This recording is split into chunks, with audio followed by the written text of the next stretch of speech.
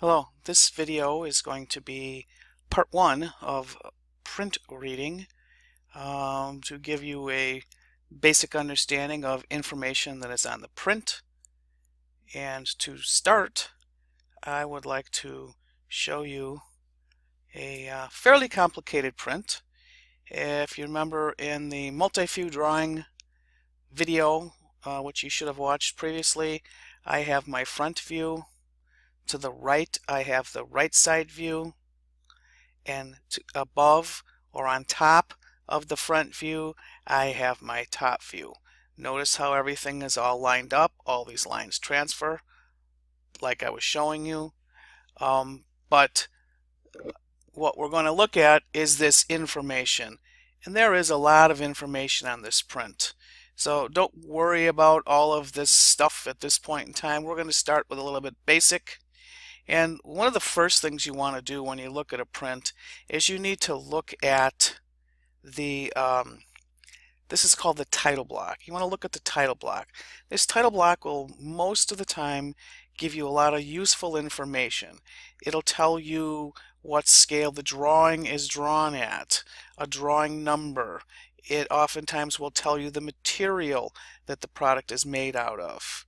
If there are any revisions or changes to the drawing, sometimes it's down here and other times it's up here in the top, like on this one. Revision A, they updated the drawing in the title block, and this is when they did it. Okay, so one of the really important things in this title block is the tolerances. Let me see if I can make this bigger.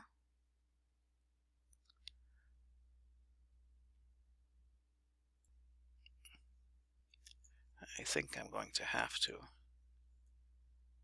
do it like this to make it bigger. I want you to be able to see this title block. So if I look here at the tolerances in this area right here, what it's showing me is point X. That's one place to the right of the decimal. That tolerance on any dimension that is one place past the decimal is a plus or minus 0.032 thousandths, or a 32nd. Then I have a point XX, so that's a two-place decimal. Anything that's a two-place decimal is plus or minus 15 thousandths, 0.015. A three-place decimal, which you can see most of these are all three-place decimals here, all over the place on these dimensions, is plus or minus 5 thousandths, 0.005. These are standard tolerances across industry, but sometimes, depending on the part, it has to be a closer tolerance, or maybe it's a looser part, less critical part, and then sometimes it is a looser tolerance. So here I have some dimensions that are 2 decimal places, 2 decimal places, 2 decimal places, as opposed to these that are 3. So if I go back to my title block, tolerances are, those 2 decimal places are plus or minus 15 thousandths. So I have a little bit more room for error to where it'll still be considered a good part.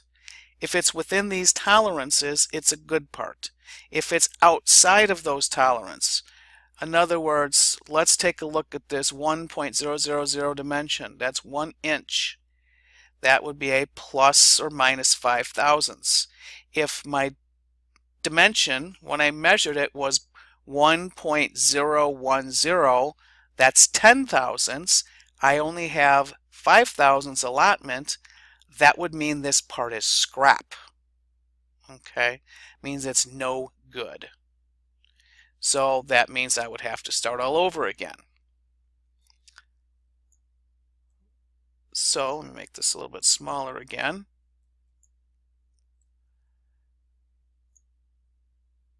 So that we can see the whole print.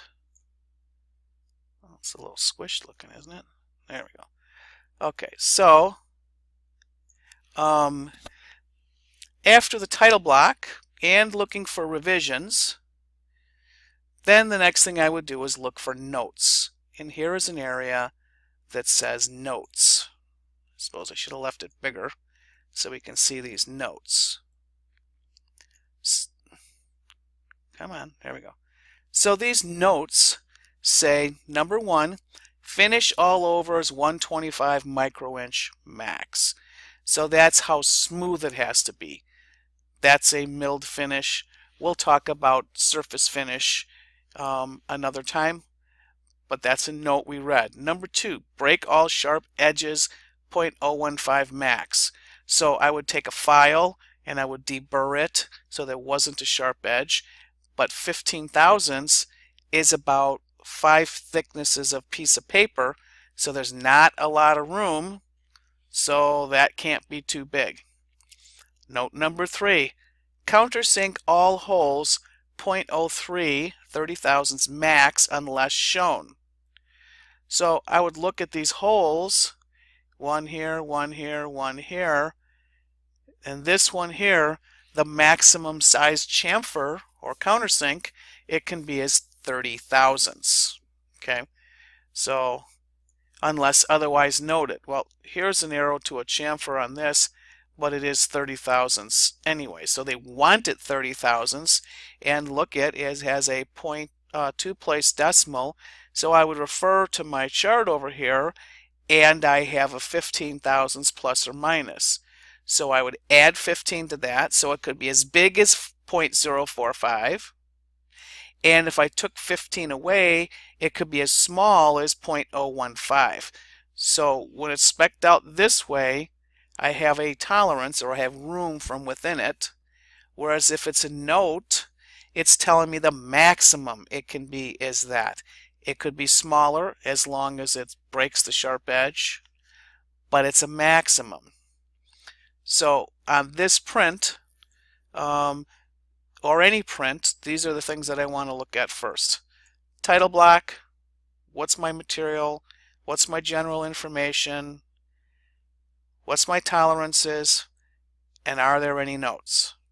Okay, now our first print that we're going to work with is for our Catapult project, and that is a little bit simpler print. And that print, one of them, there's 4 pages because there's a bunch of parts, some for the mill, some for the lathe. So let's look at this one. I look down here and I don't see a tolerance block. I see that this has an end and a bucket. IPT stands for inventor part. That's where it was drawn, so that's the file name. I am looking around. I don't see a tolerance block, so that means we go with the standard tolerances. 3 plus decimal places is plus or minus 5. 2 decimal places is plus or minus 10. Okay, and I'm looking at this print quickly, and I see everything is a 3 place decimal. So everything is a tolerance of plus or minus 5. You've seen the Catapult, and you know that if these holes are off, it's not going to assemble. So it's important that we hold our tolerances. So looking along, I see revision A. It was just made recently. It doesn't tell me where those changes were, but there were changes made, and what's important is to know if you have a print that does not say revision A and there's a revision A out there, you might not be making the part correctly. Okay, so let's take a look at some of these notes and stuff. Let's start with this bottom one. Okay, this is one part down here. It's the end. Okay, here's my front view. I don't have a top view because it would just be a rectangle and not showing me anything. But I have a right side view because I have holes in the end and I need to see where they are with dimensions. I have a left end because I have holes on that end also. So let's talk about dimensions. Over here I have a 3 dimensions. Typically the size is in between the arrowheads. It points to the lines, the arrowheads point to the lines of that dimension. So 1.125 is from here to here. Okay, here is my part, but this is an extension line. It's extending the let me give you a little something here to look at. So this extension line is extending that edge of that part out, so my dimension, so it's to the center of the hole, out so that I can put my dimension out there and you know where it's coming from. When it comes to a hole, we always dimension to the center of the hole. That's why it's really important that when we edge find, we make sure we find the edge. We have to move over that 100,000ths to put the center of the edge finder on the edge of the part and reset the 0 so that when I go from my corner to the center of my hole, I'm going to be in the right place. Sometimes there's not enough room to fit the dimension inside. Okay, so what happens is the dimension goes outside, but notice there's still arrowheads pointing to the lines that the dimension goes to. The same thing up here. So dimensions you need are distances for the center of holes in the Y direction and in the X direction. So here we have the center of this hole in the Y direction and we have the X direction. I need to know how long my part is. And I also need to know how wide my part is. Oh, I gotta do it differently.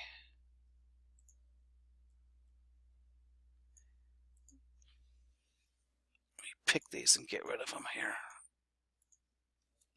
All right.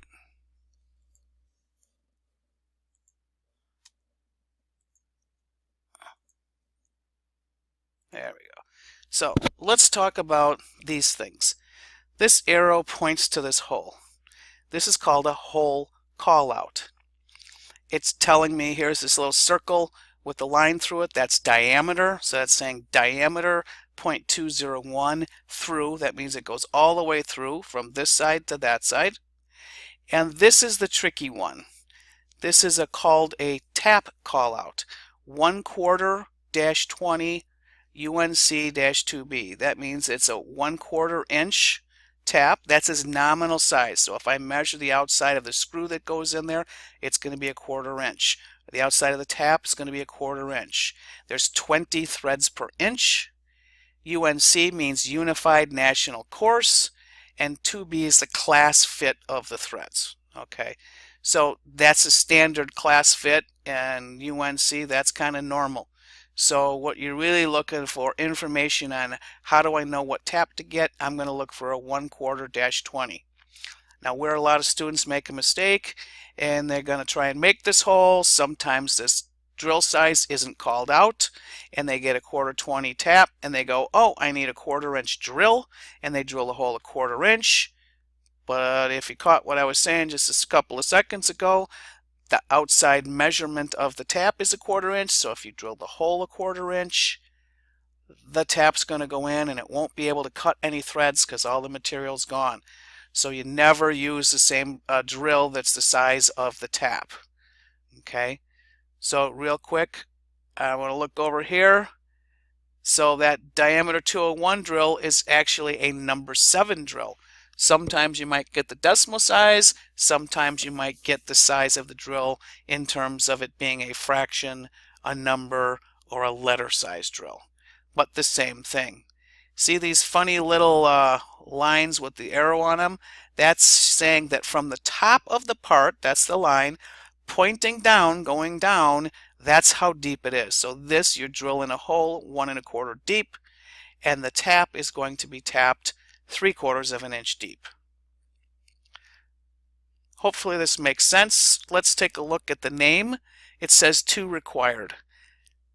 That means we have to make 2 of these. So you'll need material to make 2. Quick look at the bucket. It doesn't say anything about 2. That means we only have 1. If I look at this call out, I have a 1/2 inch diameter drill. It's 750 deep. And then there's this little symbol here it's called for a counter bore, which if you look at it, it looks like the bottom of an end mill. It's got square corners and all that. Its diameter 750 and it is a 1/2 inch deep. Same thing with dimensions over here, arrows on the inside. Sometimes we have a number on the outside. Here's a hole call out, 5/16 drill, 1.125 deep, 3/8 16, 3/4 or 750 deep. That means 3/8 is the nominal size or the outside diameter of the tap or the screw that goes in there, and there's 16 threads per inch. If I again notice I'm not drilling the hole 3/8 of an inch diameter. I have to drill the hole smaller.